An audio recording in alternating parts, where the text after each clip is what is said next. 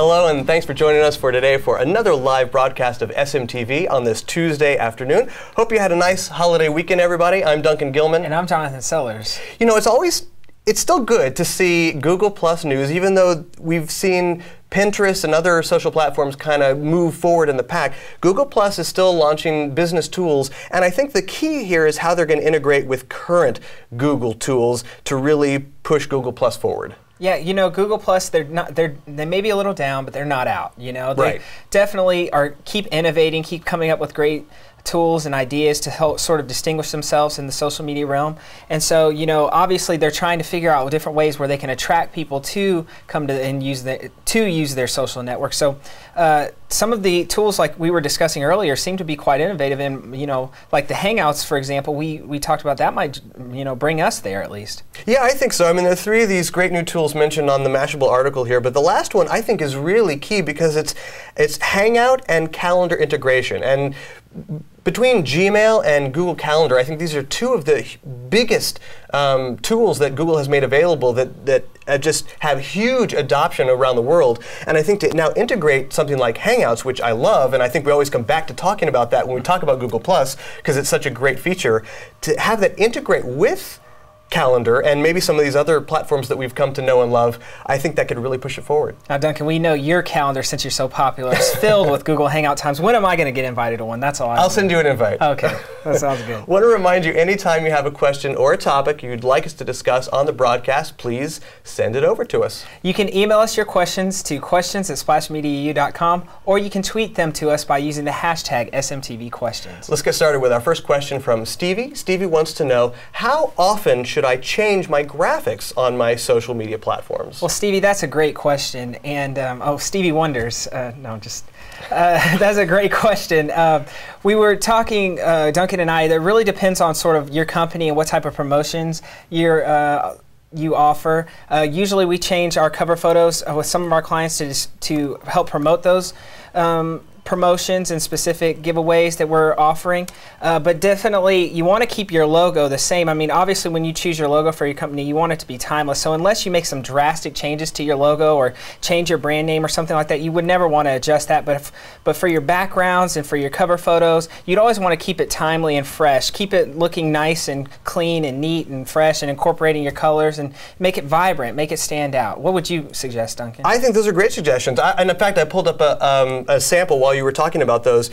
This is La Madeleine's Facebook page, French Cafe, and I haven't signed in yet, so we got a little bit of a block up here at the top. But you get the idea. What they've done is they've taken one of their featured menu items, and they've replaced the cover photo with that and a description. I think that's a great way to incorporate some, like you were saying, some vibrant photography and something new that they have coming or something they're bringing back to their menu so that people can see it. Now, we just want to remind everyone that when you update your cover photo, people aren't necessarily going to go straight to your timeline. They may just see it as a new photo in your feed or in their feed. Just like any other user, when they update photos, you'll see it as in your feed because you are friends with them or you like them. So, you know, I wouldn't go overboard with it because they're not going to be checking out your timeline every week to see what's new. But once in a while, I think it's a great thing to take advantage of. Definitely. Obviously, you want to keep the timeline full, too. I mean, you want people to keep seeing, especially if it's beautiful photos like we saw there for La Madeleine. Right. I'm already starving now just from, I wasn't thinking about lunch, but now that I saw that cover photo, I'm dying to go to La Madeleine. So, you know, like you said, that's a great suggestion. Keep fresh and innovative photos going through people's timelines, and, you know, cover photos are the way to go. I like them. I think so too. So, Chelsea wrote to us, is a Tweetup worth the time invested as a marketing tool?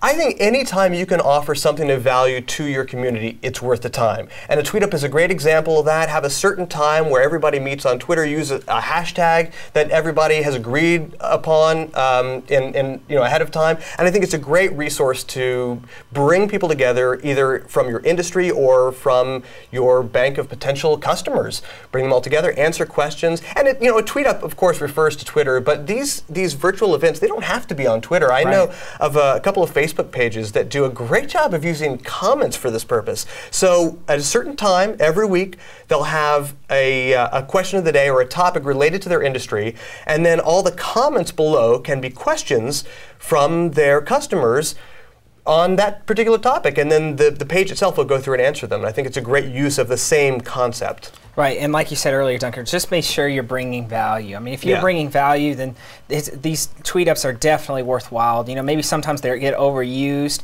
but like you said, if you're consistently bringing value for your fans, for your followers, you know, it's a great opportunity. Right. How can marketing tool. Absolutely. How can I be an authority today for this broad base of potential consumers? Sure. Brandy has an interesting question. She wants to know, is there some magic formula for getting retweeted? I wouldn't say that there's a magic formula, Duncan, but I would say, you know, obviously you want to be timely, you want to be relevant, and if you can be witty, that's great as well. Obviously, sometimes using humor and wit can be difficult from a brand because you don't want to offend anyone, but if you can find a way to sort of make it relevant, make it witty, make it interesting, I think those are the best ways to get retweeted. And also timely, you know, if there's some sort of news that news article or event or something happening along the lines in your industry, I think those are the great things to post about because that can, you know, inevitably get retweeted by your fans and followers who might say, oh, I think the people that follow me would enjoy this content. So I would suggest those would be the best ways to, or the best formula, so to speak, but there's no definite formula, I would say. It's just kind of you have to use your best instincts and judgment to post things that would be informative to your audience and kind of go from there. So I totally agree. And I think when you do go to the news items as your tweets, and I think to be retweeted, you got to be first out of the gate. So if it's big news, you got to be watching the news and you got to be talking about it right away, so that your tweet is the one that's retweeted. A couple other things, maybe if you post a photo along with your tweet that is captivating, somehow makes an impact with your audience, that's a great way to be retweeted. And I like what you said about being witty. What's tough about it is it's so subjective, but if you can come up with something that's topical and, you know, kind of brilliantly funny, it will be retweeted. I mean, that's the stuff that people retweet hundreds of times because it resonates with people. You do have a lot of experience being brilliantly funny, Duncan. You don't have anything else more specific that people could grasp. There's nothing that comes out of my mouth that isn't brilliantly funny, so that's why I'm such a pro in the retweet industry. Anthony has a question about blogging. He wrote to us, should I consider hiring a blog writer? I think it's a great idea. I think if you can use a ghostwriter or someone who actually has some experience in your industry, even better.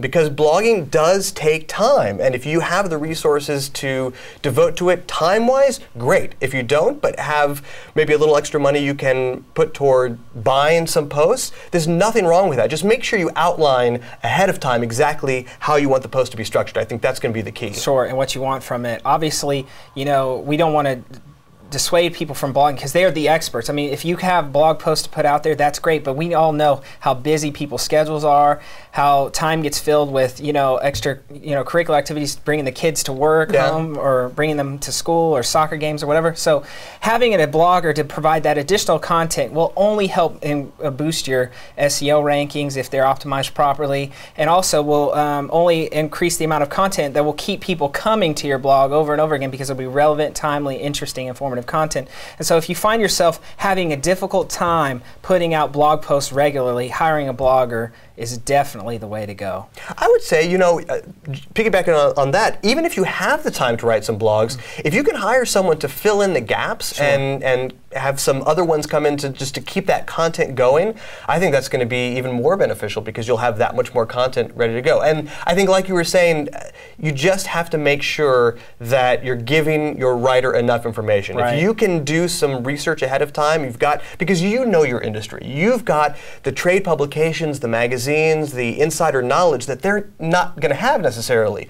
And the more information you can give them, the better your blog is going to be the first time around, so you don't have to go back and forth with a lot of revisions. Totally agree, Duncan. That's the way to go. Yeah, that's going to do it for today. I want to thank you for joining us this Tuesday for our live broadcast of SMTV. Thank you for sending in those great questions, and please keep them coming. For Splash Media, I'm Duncan Gilman. And I'm Jonathan Sellers. Be sure you have a great day.